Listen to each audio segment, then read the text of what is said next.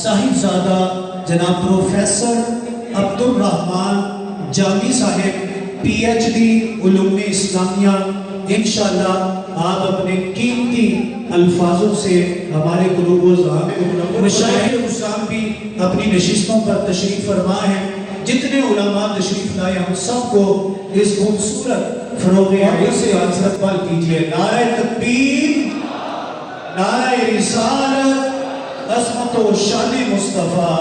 جناب پروفیسر عبدالرحمن جامی صراط المستقیم۔ قال اللہ تبارک و تعالی فی مقدمه یصلون علی النبی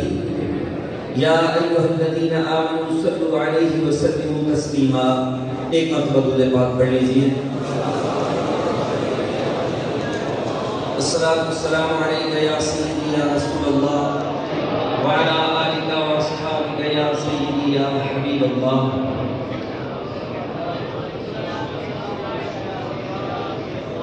حفظ مراتب کا تقاضا تو یہ تھا کہ شاگرد پہلے استاد المکرم حضور قبلہ حافظ عبدالستار سعیدی صاحب دامت برکاتہم العالیہ کو جلدی جانا تھا، اس لیے آپ خطاب فرما کے چلے گئے۔ مجھے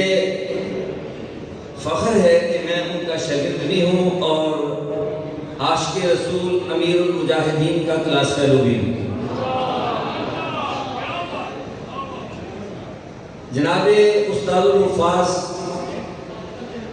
حافظ قاری سجاد احمد صاحب دامت برکاتہم العالیہ، ان کا بچپن لڑکپن اور ان کی جوانی غانیہ رسکیہ گکھڑ میں گزری، اور میں برملا کہہ سکتا ہوں کہ یہ وہ نوجوان ہے جس کی جوانی بے داغ تھی، جس کا کردار پاکیزہ تھا، اور الحمدللہ اس پاکیزہ کردار کے نتیجے میں اللہ رب العزت نے انہیں اپنے دین کی خدمت کے لیے قبول فرمایا۔ میں مبارکباد اللہ رب العزت جل شان مجدہ نے قرآن مجید کے اندر ارشاد فرمایا کہ تمام لوگ ایک ہی تھے، ایک جماعت تھے۔ فَبَعَثَ اللَّهُ النَّبِيِّينَ مُبَشِّرِينَ وَمُنذِرِينَ وَأَنزَلَ مَعَهُمُ الْكِتَابَ کہ اللہ رب العزت نے انبیاء کو بھیجا، ان کے ساتھ کتاب بھیجی، اور نبی یہ فرد اور کتاب، یہ کتاب اور استاد، یہ کتاب اور نبی انسانیت کی ہدایت کا ذریعہ بنے۔ اللہ مالک ہے، خالق ہے، رازق ہے، اگر وہ چاہتا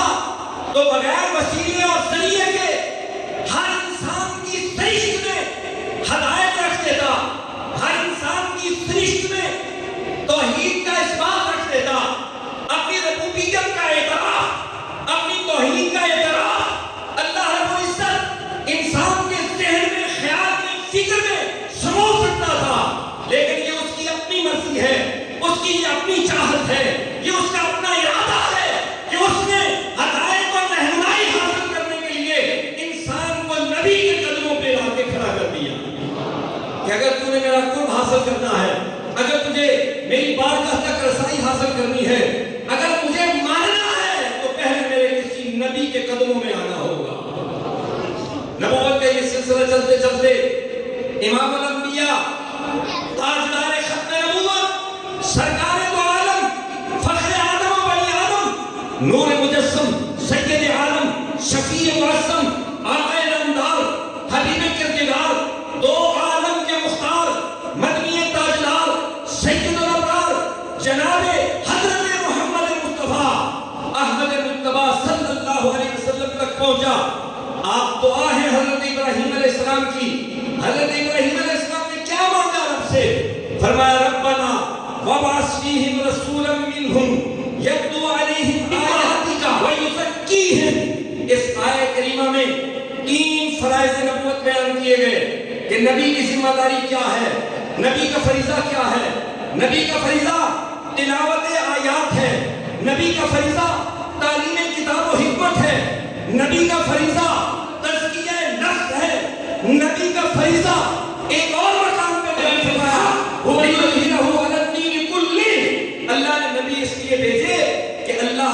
پیارے محبوب اس دین حق کو سارے ادیان پر غالب کر دیں۔ تو اس کا مطلب یہ ہوا کہ نبی کے فرائض، میں اختصار سے آپ کو خلاصتاً بیان کرنا چاہتا ہوں۔ نبی کے فرائض کتنے ہوئے؟ نمبر ون تلاوت آیات، نمبر 2 تعلیم کتاب و حکمت، نمبر 3 تزکیہ نفوس، نمبر 4 غلبہ دین۔ یہ چاروں فرائض نبوت ہیں۔ اب ختم نبوت کے تاج والے محبوب نے جب پردہ کرنا تھا اور بعد میں در نبوت بند ہونا تھا، حضور علیہ السلام کی امت کے اندر ان چاروں فرائض پر اپنے پیارے نبی صلی اللہ علیہ وسلم کے آپ کی اقتداء میں، آپ کی نگرانی میں، آپ صلی اللہ علیہ وسلم کے فرض کی تکمیل کے لیے کوشاں رہے۔ چنانچہ ایک گروہ بنا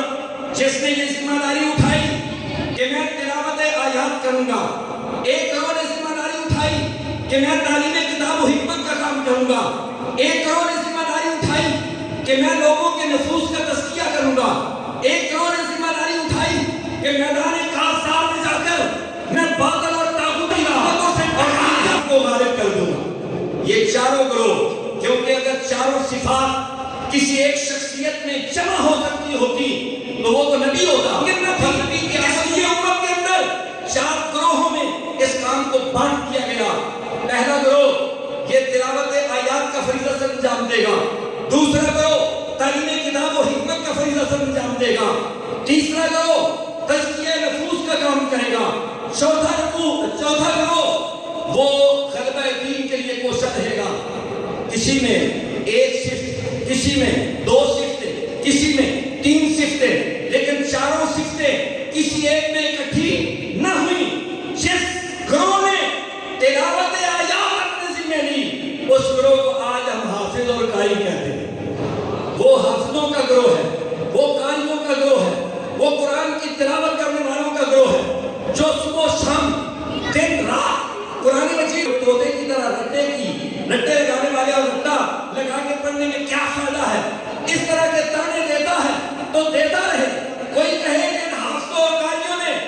ان کی زندگیاں برباد ہو گئی، انہوں نے کیا کیا ہے، کہتا ہے تو کہتا رہے۔ ان کا ایک ہی جواب ہے، ارے پگلو تمہیں کیا خبر، تم یہ دیکھتے ہو کہ ہم اس کام میں لگے ہوئے ہیں، ہم نے دنیا کا نفع کیا پایا، مگر ہم تو اس کام میں لگے ہوئے ہیں کہ ہمارے آقا کا فریضہ تھا ہمارے ذمہ لگا کے چلے گئے، ہمارے آقا کا فریضہ تھا ہمارے ذمہ لگا کے چلے گئے۔ گنبد خضرا میں بیٹھ کر نگرانی تو کر رہے ہیں مگر اس فرض کی ادائیگی پر ہمیں معمور کر کے چلے گئے۔ پھر دوسرا گروہ یہ علماء کا گروہ کہلایا۔ یہ علماء جو آپ کو نظر آتے ہیں، جن پر طرح طرح کے الزامات عائد کیے جاتے ہیں، جن کو مٹانے کے لیے، دبانے کے لیے ہر ممکن کوششیں کی جاتی ہیں، جب ان سے کہا مولوی ان کو تانا دیا جاتا ہے تو یہ بھی جواب میں اتنا ہی کہتے ہیں، پگلو تم کیا سمجھو، ہمارے آقا نے ہمیں جس منصب پہ بٹھایا ہے، ہماری تو ذمہ داری یہ ہے کہ ہم اس فریضے کو ادا کرتے رہیں اور تعلیم کتاب و حکمت کی ذمہ داری پوری کرتے رہیں۔ یہ علماء قسم کرسی کے عالم میں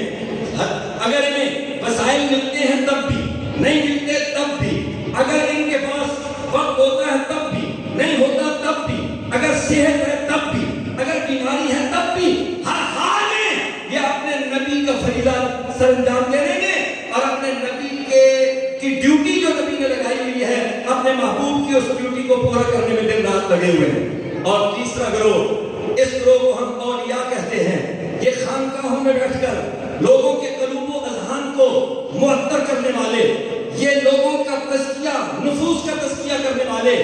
یہ حسد، بغض، اناد، کینہ، ان چیزوں سے سینہ پاک کرنے والے یہ اولیاء جو خانقاہوں میں بیٹھے ہوئے ہیں، یہ بھی اپنے پیارے محبوب علیہ السلام کے فریضہ نبوت کی تکمیل کے لیے آقا دو جہاں صلی اللہ علیہ وسلم کی نگرانی میں سرگرم عمل ہے۔ قیامت تک دین بھی رہے گا،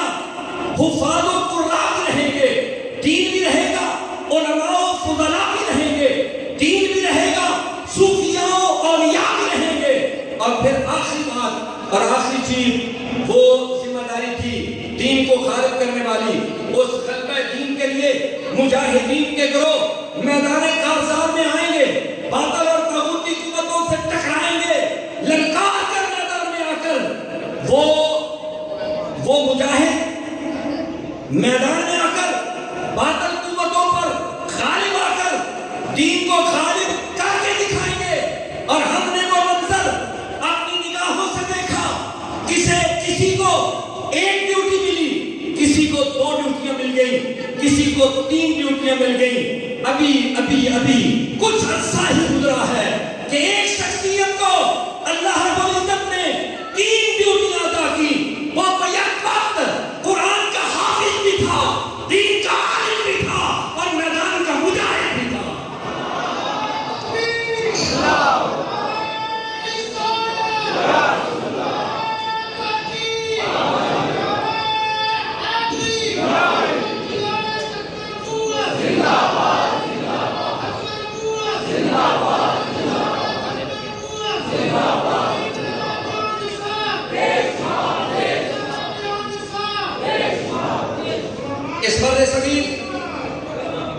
اس بر صغیر پاک و ہند میں اللہ رب العزت نے 2 سلسلے، وہ پاک و ہند میں نہیں بلکہ پوری کائنات میں 2 سلسلے، ایک سلسلہ کتاب کا، ایک سلسلہ رجال اللہ کا، ایک سلسلہ کتاب اللہ کا۔ یاد رکھو، اگر کوئی اللہ کے بندوں کو چھوڑ کر صرف کتاب سے ہدایت چاہے گا وہ بھی گناہ ہو جائے گا، اور اگر کوئی کتاب کو چھوڑ کر صرف اپنے اکابر سے ہدایت چاہے گا وہ بھی برباد ہو جائے گا۔ کامیابی اسی کو ملے گی، کامیابی اسی کو ملے گی جو ان کا دامن بھی تھامے گا اور کتاب اللہ کو بھی سینے سے لگائے گا۔